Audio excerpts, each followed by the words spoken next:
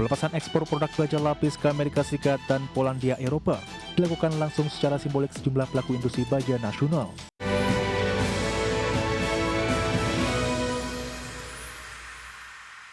Ya, berikutnya di tengah gejolak konflik Selat Hormuz, industri baja tanah air melakukan ekspor baja lapis ke Amerika Serikat dan Eropa. Langkah ini dipandang sebagai langkah penting di mana industri baja mampu tumbuh dengan melakukan ekspor di tengah ketegangan geopolitik global dan tantangan perdagangan. Pelepasan ekspor produk baja lapis ke Amerika Serikat dan Polandia Eropa dilakukan langsung secara simbolik sejumlah pelaku industri baja nasional. Pelepasan ekspor ini menjadi penanda bagi industri baja nasional di tengah tantangan perdagangan global dan meningkatnya tuntutan standar lingkungan internasional. Produk yang diekspor meliputi baja lapis aluminium seng, baja lapis seng, serta baja lapis warna. Direktur Komersial PT Krakatau Steel Herwono mengungkapkan, ekspor ini dinilai sangat penting lantaran baru pertama kalinya produk baja lapis Indonesia memperoleh Compliance Certificate Carbon Border Adjustment Mechanism atau CBAM Uni Eropa. Kita memperkuat kandungan lokalnya karena salah satu yang menjadi hambatan kalau kita mau ekspor ke Amerika dan Eropa kan itu kalau seandainya terlalu banyak konten dari China misalnya itu nggak bisa ke sana ya, karena Amerika dan Eropa kan sangat anti China, jadi kita usahakan semakin mempertinggi lokal konten. Kedua, otomatis di dalam kita kayak energi menjadi salah satu syarat penting ya, jadi kita sekarang set up energi surya, penggunaan renewable energy untuk mendukung agenda supaya kita bisa masuk pasar-pasar Eropa dan Amerika. Sementara itu, Vice President Operation PT Tata Metal Lestari Stepanus Koswandi menyebut, semenjak pecah perang Amerika Serikat dan Iran 3 bulan yang lalu, nilai ekspor pihaknya mencapai 3,6 juta dolar Amerika Serikat. Ekspor ini sekaligus membuka akses pasar Eropa, yang kini menerapkan standar pelaporan emisi karbon secara lebih ketat terhadap produk impor industri manufaktur. Kita lepas ekspor ke dua benua langsung, Eropa dan Amerika, dan ini di tengah ketidakpastian global karena di Eropa CBAM sudah mulai diberlakukan, tapi dengan menggunakan baja dari Krakatau Steel kita buktikan bahwa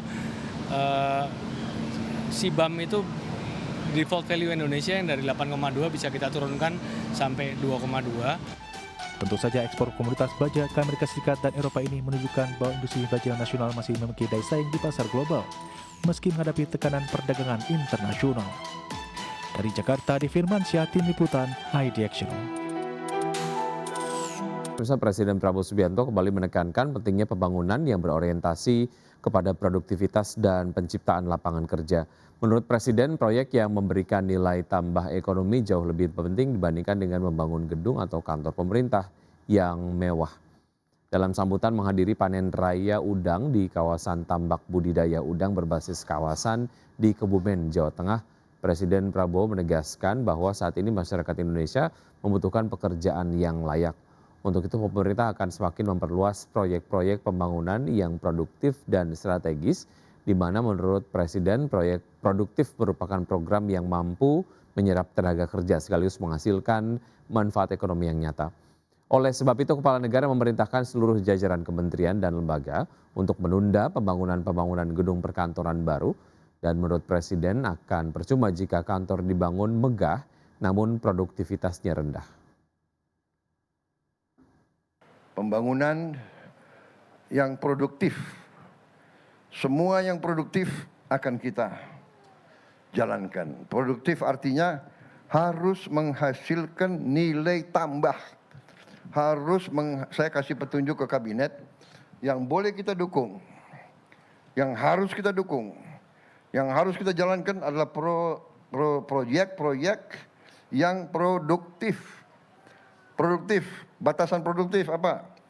Menciptakan lapangan kerja untuk rakyat kita. Kedua, menghasilkan nilai tambah, menambah kekayaan bangsa Indonesia, menambah penghasilan rakyat kita. Itu arti produktif. Ya. Jadi maaf, kita sekarang agak tundalah bangun banyak kantor itu ya perlu, tapi jangan ada kantor nggak ada produk.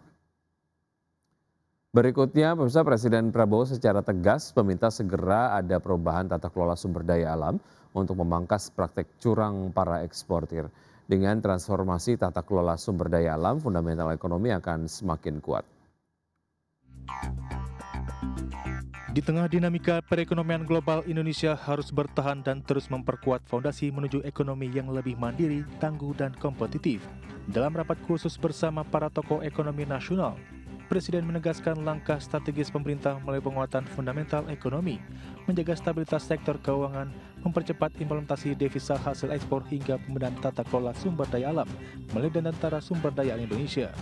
Melalui Koordinator Bidang Perekonomian Erlangga Hartarto menegaskan, transformasi tata kelola sumber daya alam ini bukan hanya respon terhadap situasi global, tetapi bagian dari upaya membangun masa depan ekonomi Indonesia yang lebih kuat, berkelanjutan, dan mampu memberi nilai tambah sebesar-besarnya bagi bangsa. Menko Erlangga juga menambahkan bahwa kondisi fundamental ekonomi Indonesia saat ini dinilai berada dalam situasi yang lebih kuat, dengan stabilitas makroekonomi yang tetap terjaga. Para tokoh ekonomi nasional meminta pemerintah terus memperhitungkan kebijakan strategis dalam menjaga ketahanan ekonomi dalam negeri. Dari Jakarta, Tim Liputan, IT Action. PT Perusahaan Gas Negara Tbk menyetujui pembagian dividen tahun buku 2025 sebesar 172,3 juta dolar Amerika atau setara dengan 80% dari raihan laba bersih tahun 2025. Total nilai dividen tersebut setara dengan 0,0071 dolar per saham atau sekitar 125,8 rupiah per saham. Pembagian dividen itu sejalan dengan pertumbuhan kinerja keuangan perseroan sepanjang tahun 2025 di mana perseroan membukukan pendapatan sebesar 3,9 miliar dolar Amerika Serikat atau meningkat 5% dibandingkan dengan tahun sebelumnya. Perseroan juga mencatatkan laba operasi sebesar 519,6 juta dolar, sedangkan laba bersih mencapai 215,4 juta dolar Amerika. Perseroan menyebut capaian laba bersih dipengaruhi penyesuaian nilai aset hulu yang bersifat non-cash. Sementara itu pada kuartal 1 2026, Perseroan melanjutkan kinerja positif dengan membukukan laba bersih sebesar 90,4 juta dolar atau tumbuh sekitar 46% secara tahunan.